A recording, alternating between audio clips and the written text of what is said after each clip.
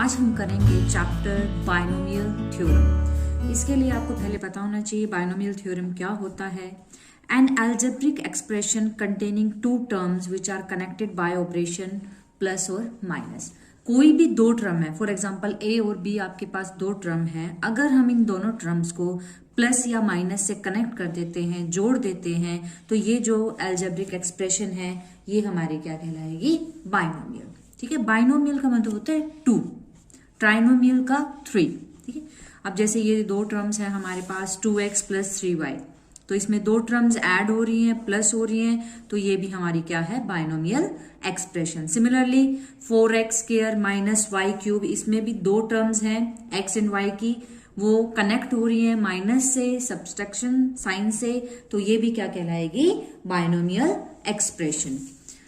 हमें पता है जब भी हम फॉर्मूला खोलते हैं x प्लस वाई की होल स्क्वायर, तो क्या बनता है, x square plus y square plus 2xy।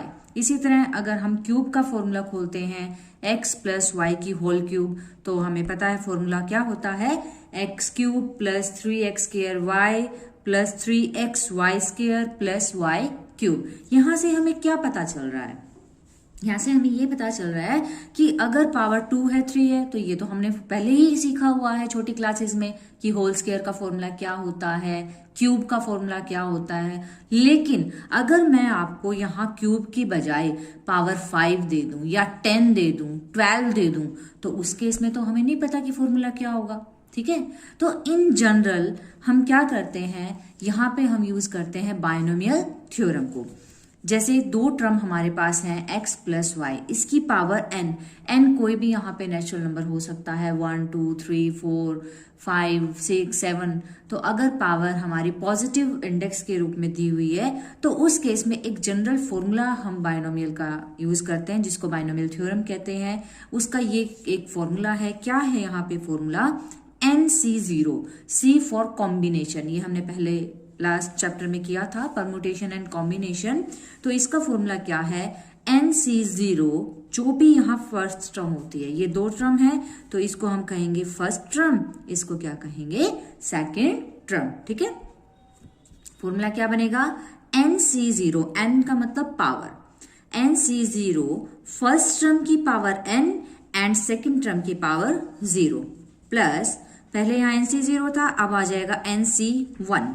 जो फर्स्ट टर्म है इसकी एक पावर कम कर दो, पहले n थी अब n-1, और सेकंड टर्म की पावर को इंक्रीज कर दो, बढ़ा दो, पहले 0 थी अब क्या हो जाएगी 1, प्लस में NC1 के बाद क्या आएगा, NC2, x की एक पावर और कम कर दो तो n-2, y की एक पावर बढ़ा दो तो y की पावर 2। तो इसी तरह से ये चलता जाएगा। ठीक है, और लास्ट में कब तक ये फॉर्मूला हम बनाएंगे, जब तक ये दोनों वैल्यू इक्वल ना आ जाए। NCn, x की जो पावर है वो n से स्टार्ट हुई थी, कम होती जाएगी, डिक्रीज होती जाएगी, और कहां तक, जब तक x की पावर 0 ना बन जाए। इसी तरह y की जो पावर है वो 0 से स्टार्ट होगी और फिर 1 2 3 और कब तक, मैक्सिमम n तक। ठीक है, तो ये एक बाइनोमियल थ्योरम का क्या है, फॉर्मूला। इस फॉर्मूले में हमें कुछ पॉइंट्स रिमाइंड करने हैं। वो पॉइंट्स क्या हैं, जब भी हम कोई फॉर्मूला खोलते हैं तो टोटल नंबर ऑफ टर्म्स कितनी आती हैं, n+1, यानी कि जो भी पावर है उसमें एक ऐड कर देते हैं। सेकंड बात, जो भी x की पावर है वो डिक्रीज होती है फ्रॉम n to 0, यानी कि पहले n थी, फिर एक कम हो गई, एक कम होगी और एट लास्ट 0 पे।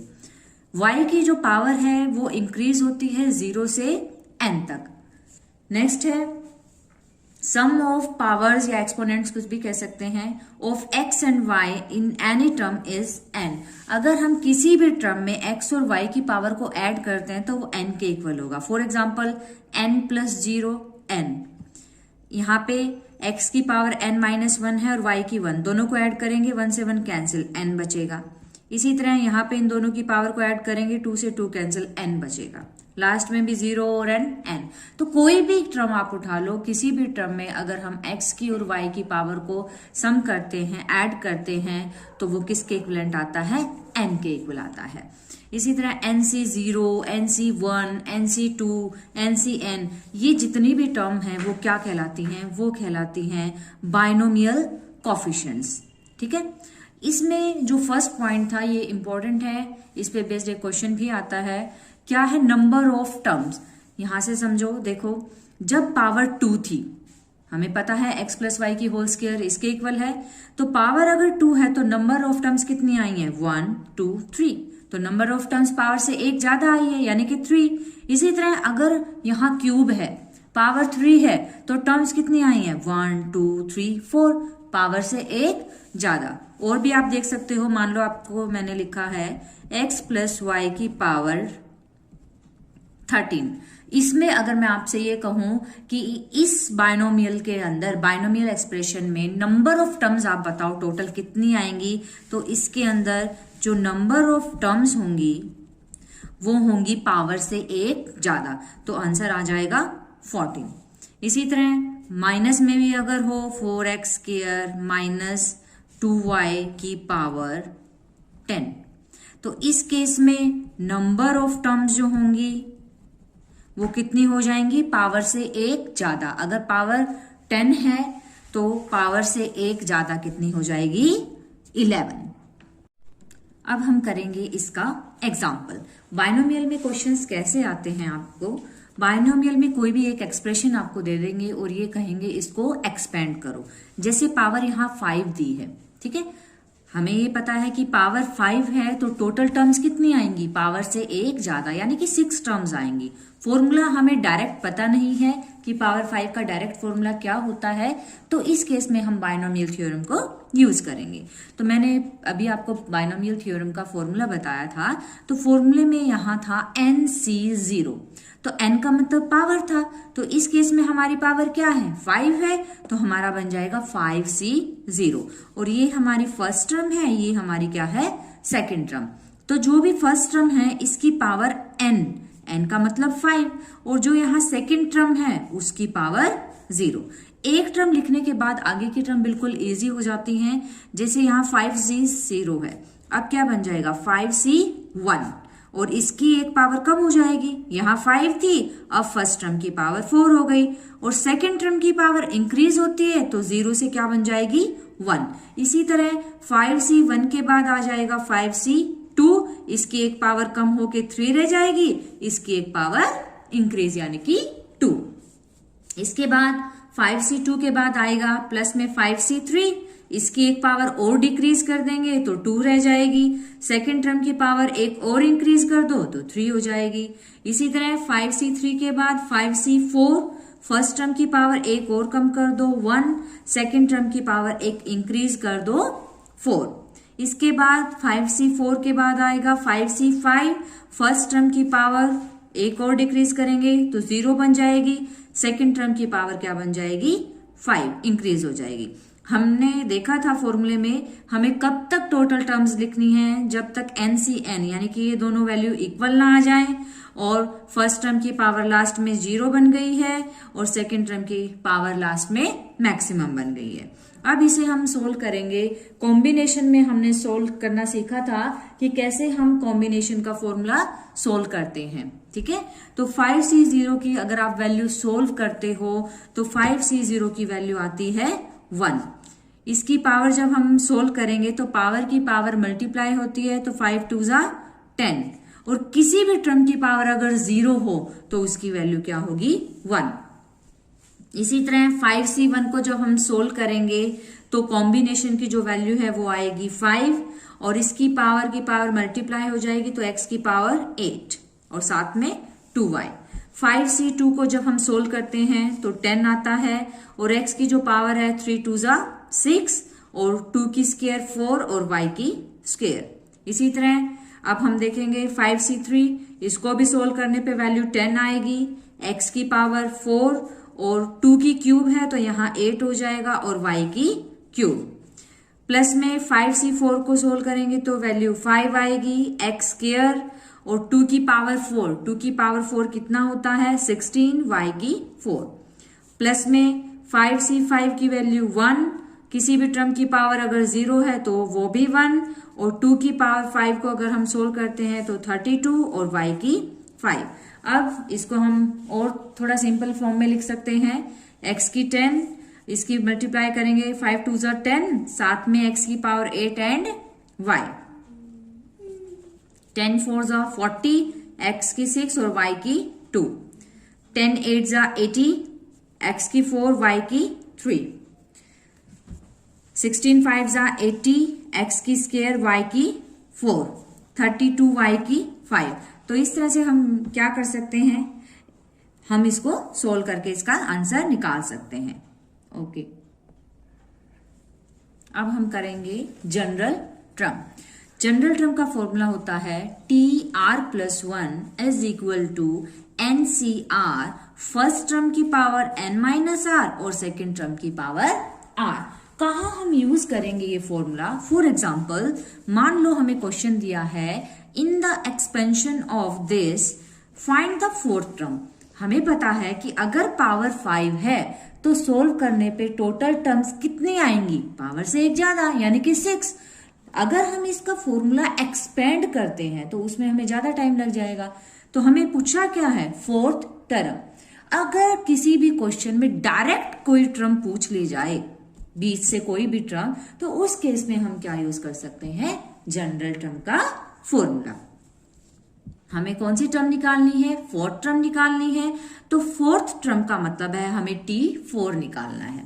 ठीक है, T4। अब जो फॉर्मूला है हमारे पास जनरल टर्म का, उसमें यहाँ पे पीछे +1 है, तो हम क्या करेंगे? 4 को ऐसे ब्रेक करेंगे कि पीछे +1 आए।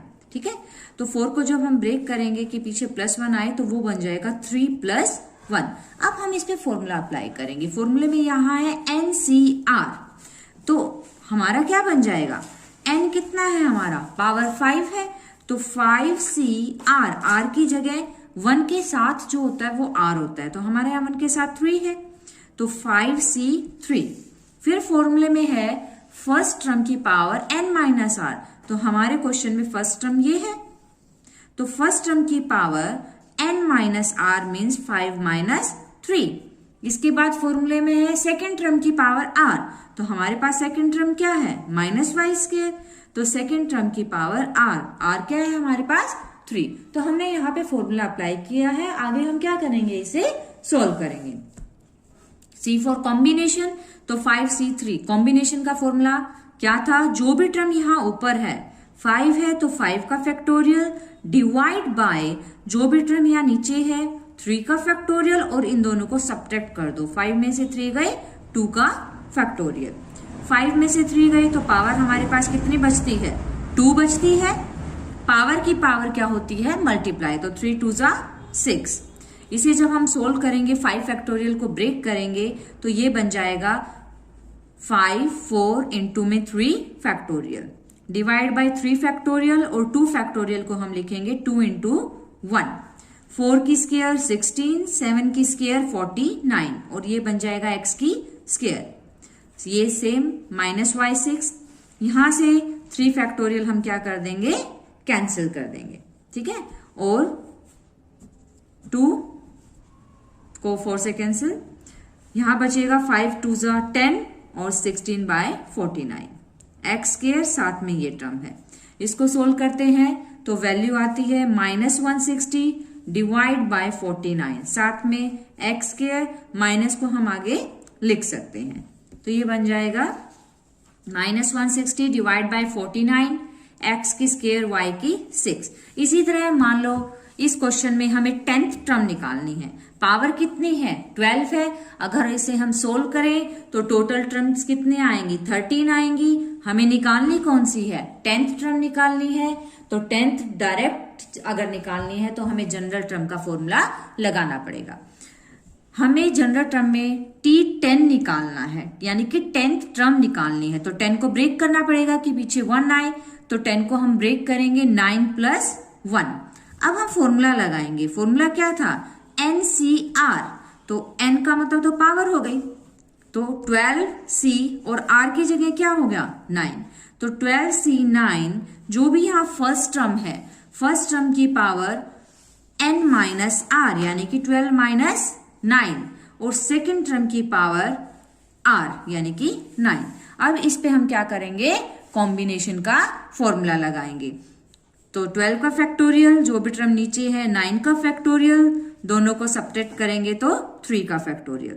12 में से 9 गए 3 और यहाँ x की पावर 9। इसको हम सोल्व करेंगे, ब्रेक करेंगे। 12, 11, 10 इंटू 9, नीचे 9 एज इट इज। 3 को ब्रेक करेंगे, 3, 2, 1। 2 की पावर 3 कितना होता है 8, पावर की पावर मल्टीप्लाई हो जाएगी तो x की पावर है 6, नीचे x की पावर 9। 9 फैक्टोरियल से 9 फैक्टोरियल हम क्या कर देंगे, कैंसिल कर देंगे, ठीक है। इसके बाद 3 4 जा, ऊपर जो टर्म है उनकी मल्टीप्लाई करेंगे। x की 6 और x की 9 है, ये पावर जब नीचे आएगी तो 9 में से 6 माइनस हो जाएंगे तो कितनी बचेगी 3, और ऊपर इनकी हम मल्टीप्लाई करते हैं तो ये कितनी आती है 1760। तो ये हो गया हमारा यहाँ पे आंसर 1760 डिवाइड बाय x की क्यूब।